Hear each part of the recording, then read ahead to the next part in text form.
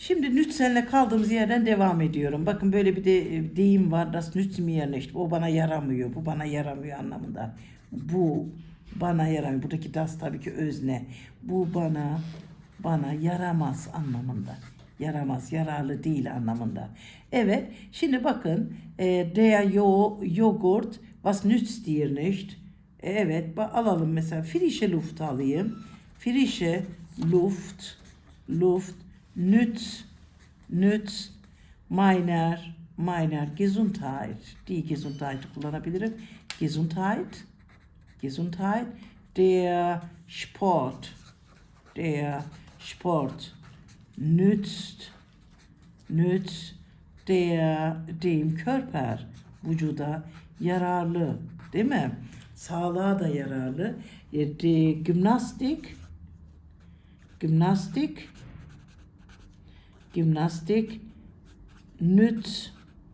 nütz allen de diyebilirim. Herkese yararlı. Çünkü bu insan olarak datifobiyek. Herkese yararlı, değil mi? Ya da gimnastik. Çünkü özneme göre çektiğim için fiil hep üçüncü şekilde çekiyorum. Çünkü özneye bağlı. Peki wem dediğim zaman, burayı sorduğum zaman wem nütz die Gymnastik. Evet. Der Sport nützt dem Körper. Bakın burada da was nützt dem Körper neye yarar? Evet. Die Butter nützt meiner Gesundheit. Bakın bu her tür şekilde kullanabiliriz. Hemen buradan bir yapsak mı ki? Was nützt dir? Mir nützt der Joghurt. Was nützt dir? Mir nützt frische Luft. Was nützt dir? Mir nützt der Sport. Was nützt dir? Mir nützt die Gymnastik. Was nützt dir? Mir nützt der Spaziergang. Evet. Was nützt dir? Mir nützt die Butter. Was nützt dir? Mir nützt der Honig. Honig. Çok güzel. Evet. Telaffuz çok önemli burada, biliyor musunuz? Honig diyorlar. Olmaz. Çok güzel tercüme etti arkadaşınız. Telaffuz etti. Aussprache çok önemli. Honig. Evet. Was nützt dir? Mir nützt das Ei. Was nützt dir? Mir nützt die Milch. Was nützt dir? Mir nützt die Medizin. Medizin, das Medikament. Burada das Medikamenti de kullanabilirim. Medikament, ilaç, değil mi? Tıbbi malzeme demek. Medikament, T'si var burada. Bakın bir de şey yapacağım şimdi. Was nützt deiner Gesundheit diyelim. Burada yerim kalmadı. Böyle çok da şey yapmak, karalamak istemiyorum. Was nützt deiner Gesundheit? Der Joghurt nützt meiner Gesundheit. Was nützt deiner Gesundheit? Frische Luft. Frische Luft Nützt meiner Gesundheit. Gesundheit. Was nützt deiner Gesundheit? Der Sport nützt meiner Gesundheit. Was nützt deiner Gesundheit? Der Spaziergang nützt meiner Gesundheit. Bakın bu nützü verdim ya. Şimdi helfeni de böyle kullanıyorlar, biliyor musunuz? Yararı olur anlamında helfen. Helfen de böyle kullanılıyor. Nütz gibi aynı, yararı olur anlamda. Helfen normalde yardım etmektir ama helfeni de çok kullanıyorlar nützen gibi. Evet. Was nützt deiner Gesundheit? Die Butter nützt meiner Gesundheit. Was nützt deiner Gesundheit? Der Honig nützt meiner Gesundheit. Was nützt deiner Gesundheit? Das Ei nützt meiner Gesundheit. Was nützt deiner Gesundheit? Die Milch nützt meiner Gesundheit. Was nützt deiner Gesundheit? Die Medizin nützt meiner Gesundheit. Evet, şimdi başka bir fiil hemen geçebilirim. Evet, genügen. Bakın yeterli. Genügen. Yeterli. Çok günlük hayatta kullanılan fiildir bu. Genügen. Bu da aynı fiil grubundan olduğu için. Devam ediyorum. Genügene gene esgenük diye de veririm ama eğer esle verelim bir önce. Genügt. Önce bir singular çekiyorum. Daha sonra genügen. Bakın yeterli olmak. Peki bak birkaç tane örnek vereyim buraya. Das Trinkgeld. Trinkgeld nedir? Harçlık. Aynı zamanda bahşiş anlamında da kullanılıyor. Das Trinkgeld.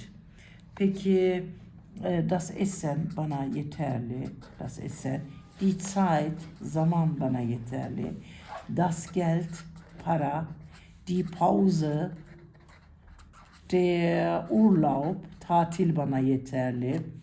Peki birçok kelime verebilirim. Geld, bu para bana yeterli. Zaman bana yeterli. Birkaç tane de aklıma gelsin vereyim. Aslında kahvaltı yeterli. Bir sürü anlaştırma yapabiliriz değil mi? Die Aufgabe, ödev bana yeterli. O şekilde verebiliriz. Bakın buraya yazıyorum. Das Trinkgeld ya da dieses Trinkgeld, Trinkgeld, Trinkgeld, Geld, genügt mir, genügt mir. Evet, das Trinkgeld genügt mir. Bakın ihm, genügt ihm alabilirim. Ihnen, size yeterli. Evet, der Tee, çay bana yeterli. Das Frühstück yeterli. Bakın devam ediyorum genügenle birlikte. Genügt mir nicht de diyebiliriz. Onu da kullanabiliriz. Evet, die Zeit, die Zeit, Zeit, genügt ihm nicht diyelim bu sefer. Genügt ihm nicht. Genügen, yeterli olmak. Bakın burada ihm datif. Peki ne yapıyorum? Hemen was genügt diye hemen bir sorusunu soralım. Daha sonra alıştırmalara geçelim. Genügt, was genügt ihm, ihm nicht. Evet, ihme ne soru sorabilirim? Farklı bir kalem alıyorum ve wem genügt, wem genügt, genügt. Die Zeit, die Zeit, nicht. Devam ediyorum.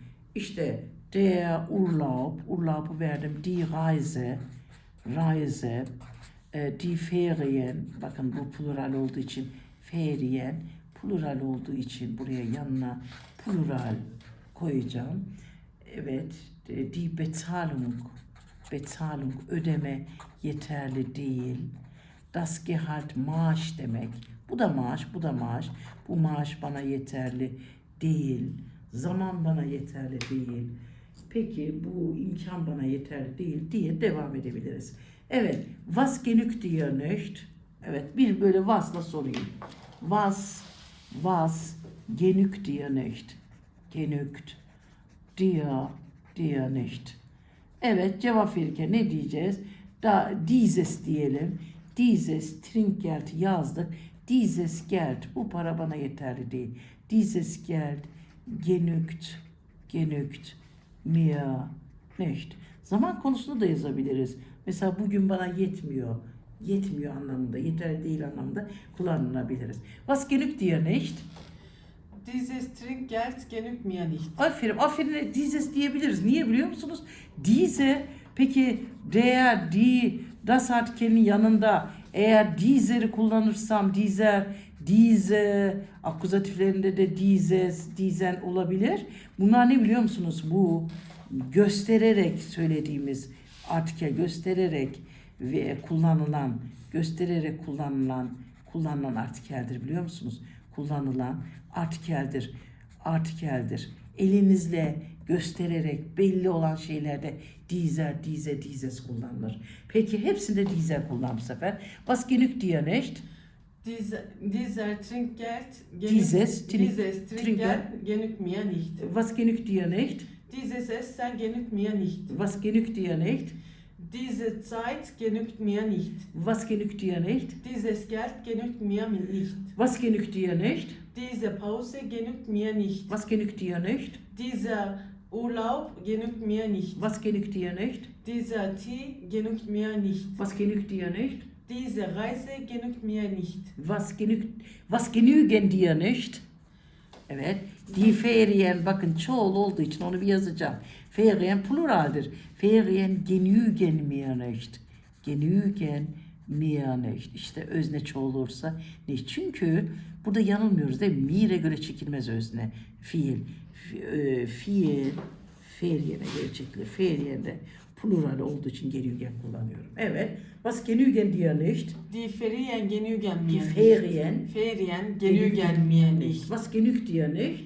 Diese Bezahlung genügt mir nicht. Was genügt dir nicht? Dieses Gehalt genügt mir nicht. İşte bu. Sport, der Sport genügt mir nicht.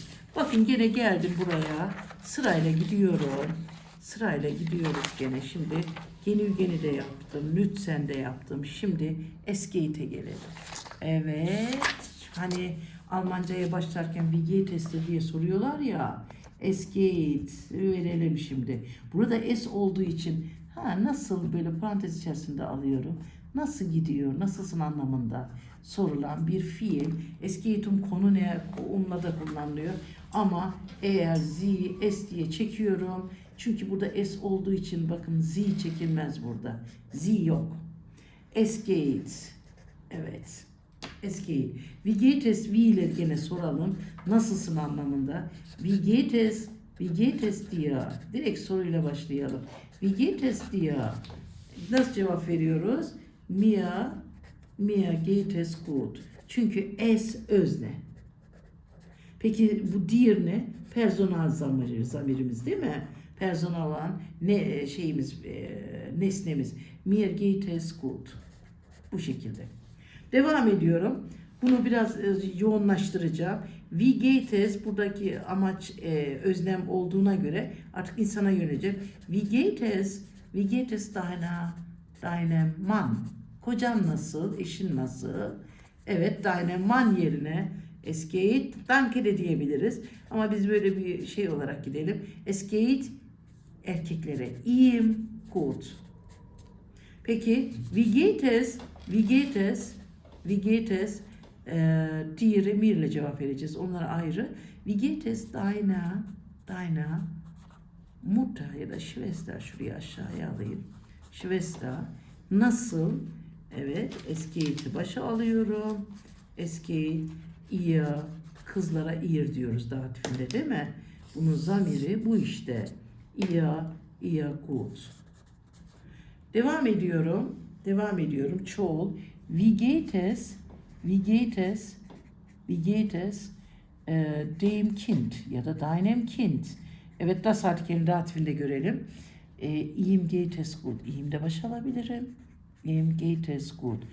Ya da es geht ihm gut. İki şekilde verebilirim. Önemli olan ikinci yerde zweite Reihe, ikinci yerde fiil olsun. Gerisi hiç önemli. Es geht ihm gut diyebiliriz. Devam edelim sormaya. Farklı kalemlerle yazıyorum ki biraz daha farklı görünsün. Wie geht es deinen Eltern? Plural işleyelim. Ki biz bunu göstermiştik. Bu deinen Eltern nedir zamiri? İğnen değil mi? Bir daha dil hamallığı yapmıyoruz. Es geht ihnen gut. İğneni de baş alabilirim. Ihnen geht es gut. Yeter ki fiil ikinci yerde olsun. Geht es gut. Wie geht es deinem Kollegen? Evet, yeşil alayım. Wie geht es deinem Kollegen? Es geht ihm gut. Şimdi bir G'ye başa alayım. Bakın, geht es, iyi mi? Geht es, deinen Kindern, plural alalım. Çocukların iyi mi? En, bakar mısınız burada? Den plus en. Bunun yerine ne yapıyorum hemen? Es geht ihnen gut. Es geht ihnen gut. Hep iyi alalım, schlecht demeyelim. Schlecht de diyebiliriz. Evet, devam ediyorum. Geht es deiner Schwester gut? Schwester. Şuraya gut da yazayım. İyi mi? Gut. Soru işareti. Es geht. Kız olduğu için deiner Schwester yerine ne diyorum? Kadın olduğu zaman. İyi. Gut. Tekrar şuraya dönelim mi? Bakın. Şuraya dönelim tekrar. Bakın. Bir yerde onu göstermiştim artikellerde. Onu bir daha mı yazsam bir daha? Erkeklerde şunu bir daha bir gösterelim mi? Daha rahat yapsınlar. Şuraya göstereceğim. Evet, şurada. datifte zamirleri bir kez daha göstereceğim. Der, deyimse zamiri iyimdir. Zamir.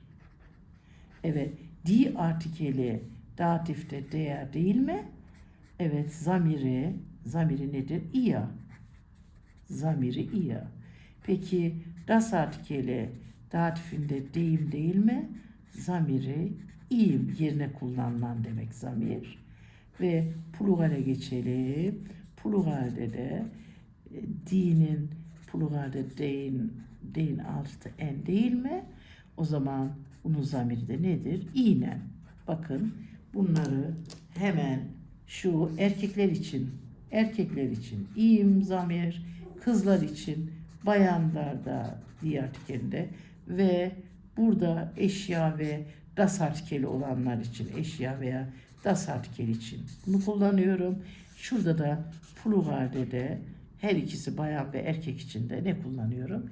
İğneni kullanıyorum. Onun için hep bu yoldan gittiğim için şimdi buraya da yazdığım iyi oldu. Vigetes birkaç tane daha örnek yapalım. İstersen hemen Vigetes deyim şu insanlara bir örnek geçelim. Hadi bakalım. Bu Vigetes çok önemli bir fiil. Şöyle.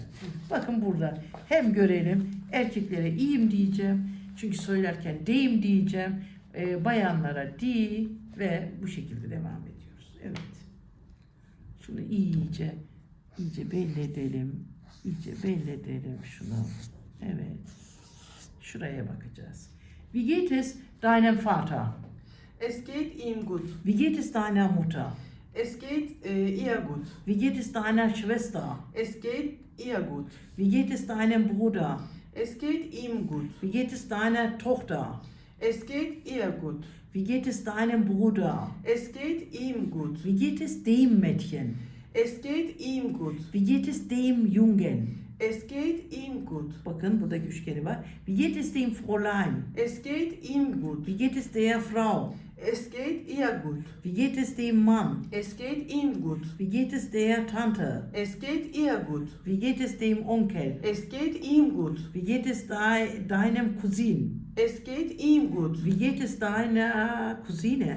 Es geht ihr gut. Peki plurale geçiyorum. Wie geht es deinen Großeltern? Es geht ihnen gut. Wie geht es deinen Geschwistern? Es geht ihnen gut. Wie geht es deinen Verwandten? Es geht ihnen gut. Wie geht es deinen Kindern? Es geht ihnen gut. İşte bu.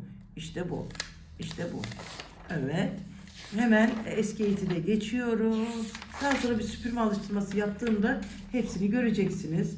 Şimdi sıraya göre gideyim. Sıraya göre gideyim. Hangi fiilimiz var? Bakın buradaydı. Genügeni verdim. Eski eğiti verdim. Leid tun ve wehtun. Evet, ikisini alıyorum. Önce bir wehtun alacağım. Wehtun ağrısı olmak.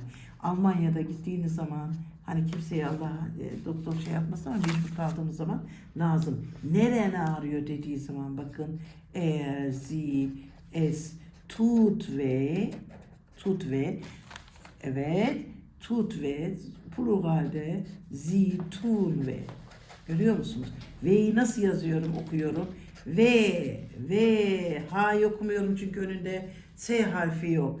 Burasını singular çektim, burasını plural çektim değil mi? Plural. Şimdi hemen soruyorum. Bakın bizim şeyi de gösterelim. Bu insan vücudun bölümlerini, evet, vücudun bölümleri geldik buraya. Bakın buraya şöyle bir alalım bunu. Böyle şöyle alsak, şöyle alsak olur değil mi? Evet, çok güzel. İşte bu. Resim çıkmasa da olur. Peki, tamam. Peki, was tut dir weh'den? Şimdi bir tek der Bauch, karnım ağrıyor desek, der Bauch tut mir weh. Görüyor musunuz? Evet, boğazım ağrıyor diyelim. Der Hals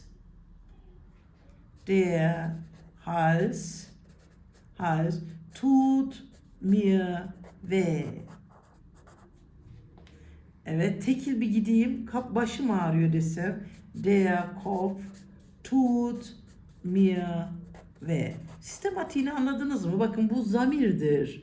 Bu nesne, datif nesne ama öznem vücudun bölümleri. Hatta bazı kitaplarda mein Kopf tut mir weh. O çok yanlış bir şey. Benim başım bana ağrıyor. Onun için benim başım bana ağrıyor demeden bunu normal belirsiz artikel olarak artikeli kullanacağım. Genel artikeli. Peki der Kopf.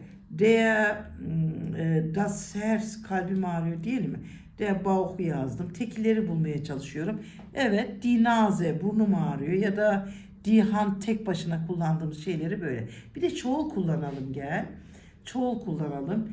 Mesela gözümüz iki gözüm ağrırsa, öznem çoğul olursa die Augen tun mir weh. 32 dişim ağrıyor desem die 23 Zähne tun, özne çoğul olursa fiilde çoğul çekiyor. Tun mir weh. Görüyor musunuz? İki kolum da ağrıyor desem die Ärmel tun mir weh. Evet. Kulaklarım ağrıyor desem ya da ayaklarım ağrıyor diyelim. Die Füße iki tane olanlara, çünkü öznem çoğul. Öznem çoğul olursa fiili çoğul çekerim. Bu kadar basit. Die Füße, çünkü eşya dediğimiz tabii ki vücudumuzun bölümleri tek başına hiçbir şey değil. Bir bütün olunca insan oluyoruz ya. Onun için bunları eşya gözüyle görüp bu şekilde çekiyorum. Çoğula tekile bakıyorum. Die Füße mir tun mir weh.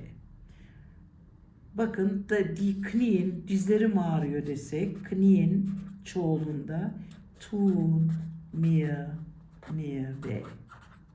Evet, soru ne? Soru ne? Başka bir kalem alıyorum hemen. Soru ne? Was tut dir weh? Doktor ne sorar sana? Neren ağrıyor? Was tut dir weh? Neren ağrıyor? Ağrıyor. Nerelerin ağrıyor diye soru olmaz. Buna da soru sorarsak. Bakın burada was tun dir weh, ama bildiğim zaman was'ı üçüncü şahsa göre çoğulda da çekebilir. Was tun dir weh. Görüyor musunuz? Bu şekilde. Was tut dir weh. Soru bu. Evet. Was tut dir weh. Peki kimin neresi ağrıyor desek o zaman, mir'e soru sorduğum zaman şuraya alayım bunu. Wem tut, kimin boynu ağrıyor? Der Hals ve böyle sorarım. Evet, bununla ilgili alıştırma yapalım, senden gel beraber. Bakın. Bununla ilgili alıştırma yapalım. Şuradaydı sanırım alıştırmalar. Böyle. Kitap biraz eski kitap olduğu için çok fazla şey yapmıyor ama mecbur şuradan yapacağız beraber. Bakın şura. Bakın doktor soruyor. Was fällt dir denn? Was fällt dir denn ne biliyor musunuz? Yine neren ağrıyor demek. Şuraya bir yazayım. Was fällt? Feylende eksik demek. Bana şuram eksik denmez de buram ağrıyor anlamında. Bir de şu soruyu sorarım. Was tut dir weh? Evet. Doktor soruyor. Hasta cevap veriyor. Bakın burada der Hals var. Der Bauch var. Das Bein. Der Kopf. Der Arm. Die Ohren. Die Brust. Der Finger. Tekile cevap vereceğiz. Çünkü öznemiz onlar. Was fällt dir denn? Was tut dir weh? Es geht mir nicht gut. Es Evet. geht mir nicht gut. Mein Hals demiş ama biz buraya der Hals diye alalım. Der Hals Tut tut mir weh. Biraz söylerken anlam bakımından biraz ters oluyor. Peki, was fällt dir denn? Was tut dir weh? Es geht mir nicht gut. Der Bauch tut mir weh. İşte bu. Es geht mir nicht gut. Was fällt dir denn? Was tut dir weh? Es geht mir nicht gut. Das Bein tut mir weh. Was tut dir weh? Es geht mir nicht gut. Der Kopf tut mir weh. Was tut dir weh? Es geht mir nicht gut. Der Arm tut mir weh. Was tut dir weh? Çünkü soru sorarken ben tut diye bilmem ki neresini ardın. Ama cevap verirken çoğul verebilirsin. Es Evet. geht mir nicht gut. Die Die Ohren Ohren tun mir weh. İşte bu. Die Ohren tun mir ve özneye bakıyoruz. Çünkü hiçbir zaman fiil nesneye göre çekilmez, özneye göre çekilir. Evet, devam. Was tut dir weh? Es geht mir nicht gut. Die Brust tut mir weh. Was tut dir weh? Es geht mir nicht gut. Der Finger tut mir weh. İşte bu. Bakın böyle. Wehtun. Şimdi gelelim. Wehtun aynı aileden bir kelime. Leidtun. Leidtun. Bakın bu da tren var. Arkaya gidiyor. Wehtun'a bir ağrısı olmak diye yazalım. Ağrısı olmak. Olmak. Bu çok kullanılan üzgün olmak. Üzgün olmak. Görüyor musunuz? Ve burada kesinlikle iki çekim yapmıyorum. Eğer s burada iki çekim yapmıyorum çünkü burada s ile kullandığım için çoğulu yok bunun. Eğer s tut leid ve z'de çekim yok. Çekim yok. Evet. Wem tut es leid diyorum devamlı. Çünkü özne olduğu için hemen wem tut es leid. Kim üzgün? Kim üzgün? Kim üzgün? Başka kalem alıyorum. Vaktim de azaldı. Hemen bir cümle. Es tut meinem Vater leid. Meinem Vater leid. Es tut meinem Bruder leid. Leid'i sona atıyorum. Evet, şimdilik dersimizi bitirelim. Sonra Leidtun'la döndürüp farklı şekilde sorular soracağım. Şimdilik hoşça kalın. Öbür derste Leidtun'la devam edeceğiz.